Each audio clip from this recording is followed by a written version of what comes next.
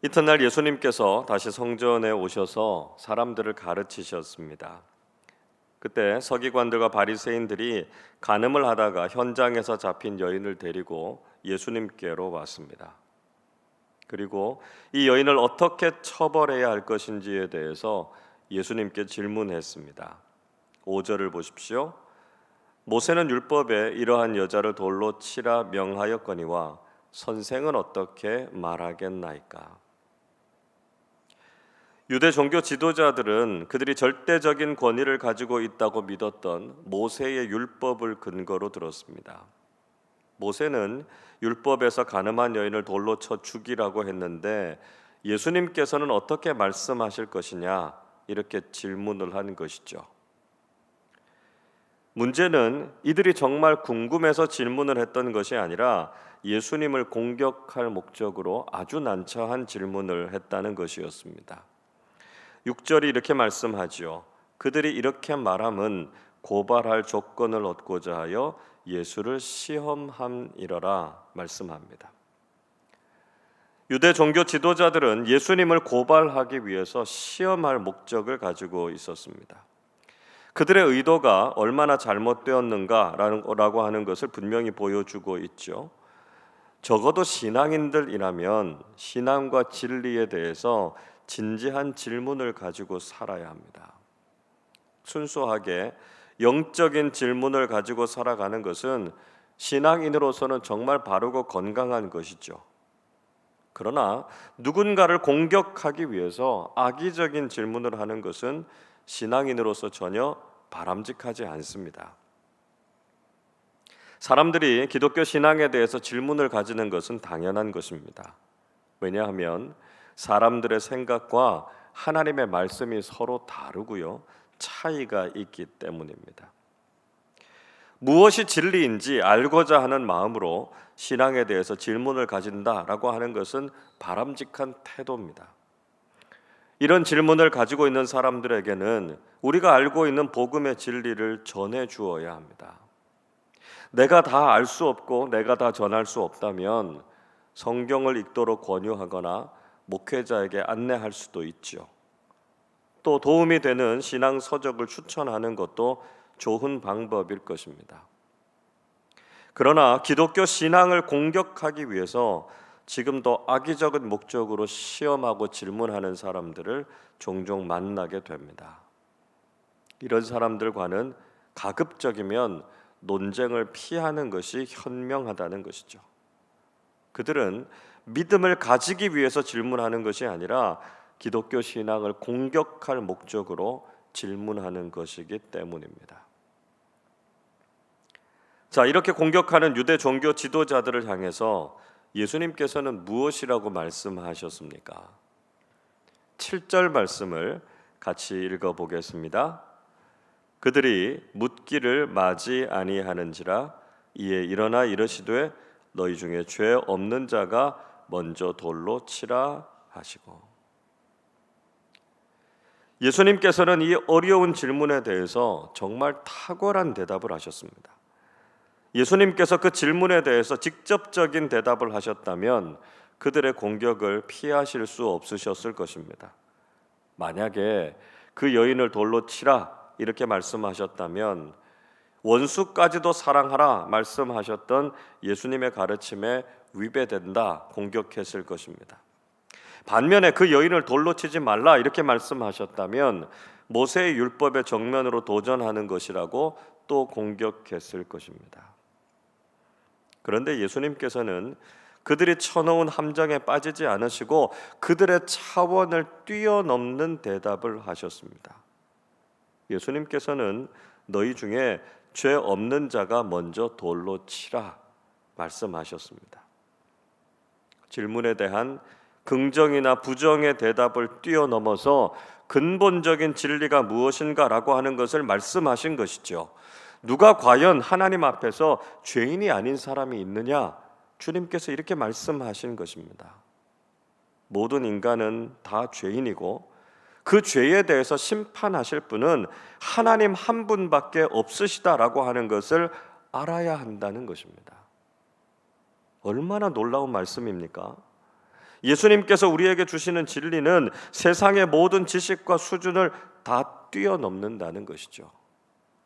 우리는 세상이 범접할 수 없는 깊은 진리를 소유한 사람들이 되어야 한다는 것입니다. 예수님의 말씀을 듣고 거기에 모인 사람들이 양심의 가책을 느꼈습니다. 그래도 양심이라고 하는 거울이 남아 있었다라고 하는 것이 다행이죠. 어른들로부터 젊은이들에 이르기까지 하나씩 하나씩 그 자리를 떠났습니다. 마치 진리 앞에서 거짓이 자취를 감추듯이 그렇게 사람들은 그 자리를 떠나갔습니다. 그리고 예수님과 그 여인만 남았습니다. 유대 종교 지도자들은 많은 사람들이 모인 현장에서 그 여인의 수치를 그대로 다 드러냈습니다. 오직 예수님을 공격하고자 하는 목적에만 혈안이 되어서 이 여인이 느낄 모멸감이나 수치심 따위는 아랑곳하지 않았습니다. 그러나 예수님께서는 모든 사람들이 그 자리를 떠나기까지 기다리셨습니다.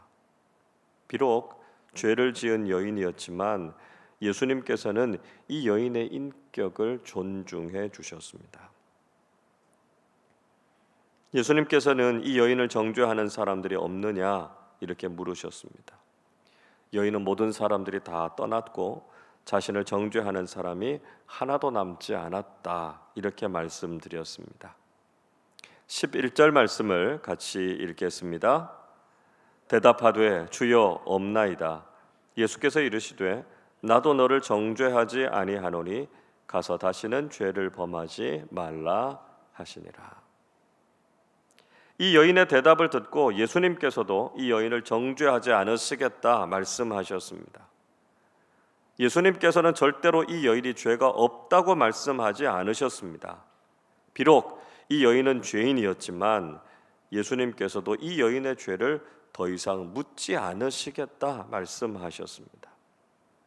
예수님께서는 유대 종교 지도자들처럼 이 여인을 정죄하시는 것이 아니라 이 여인을 용서해 주셨습니다.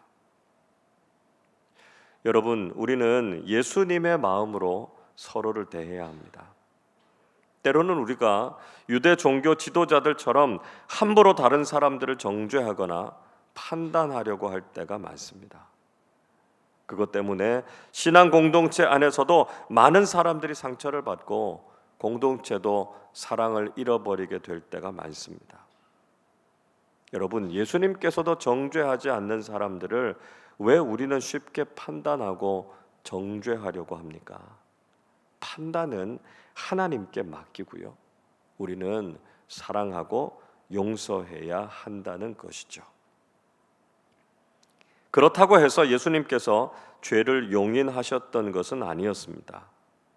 예수님께서는 이 여인에게 다시는 죄를 범하지 말라 말씀하셨습니다. 분명히 이 여인이 이미 저지른 죄에 대해서는 예수님께서 정죄하지 않으셨습니다. 그러나 이 여인이 계속해서 죄 가운데 머물러 있는 것을 예수님께서는 원치 않으셨던 것이죠. 과거의 죄를 주님께서 다 용서해 주셨으니까 이제 다시는 죄를 저지르지 말고 하나님께서 기뻐하시는 삶을 살아가라 말씀하셨습니다. 예수님의 관심은 과거에 있지 않았고요, 미래에 있었습니다. 과거로 돌아가거나 과거에 발목 잡히는 삶이 아니라 앞으로 하나님께서 원하시는 삶을 살라 이렇게 말씀하시는 것이었습니다. 여러분, 우리는 과거에 머물러 있는 신앙인이 되어서는 안 됩니다. 흔히 사람들은 과거라는 족쇄로 사람들을 얽어매려고 할 때가 있습니다. 물론 과거의 잘못에 대해서 우리는 분명히 청산하고 정리해야 합니다. 그러나 계속해서 과거의 문제로 서로를 얽어매고 정죄하려고 하면 안 된다는 것이죠. 이제는 앞으로 어떻게 살아야 할 것인지에 관심을 가지고 살아야 합니다. 우리는 미래의 소망을 가지고 하나님의 뜻을 따라서 건강하고 성숙한 신앙인으로 살아가야 한다는 것이죠. 오늘 가늠한 여인을 용서하시는 예수님의 말씀을 통해서 우리는 예수님께서 정말 진리이시다라고 하는 것을 깨닫게 됩니다. 오늘 살펴본 말씀 이후에 이 사건을 바탕으로 한 진리 논쟁이 나오죠. 그래서 예수님께서 당신을 가리켜서 세상의 빛이다 이렇게 말씀하시지 않습니까? 예수님이야말로 어둡고 무지한 이 세상에 참된 진리의 빛이 되신다라고 하는 것이죠. 그런데 오늘 본문에 나오는 예수님의 진리가 얼마나 따뜻하게 느껴지는지 모릅니다.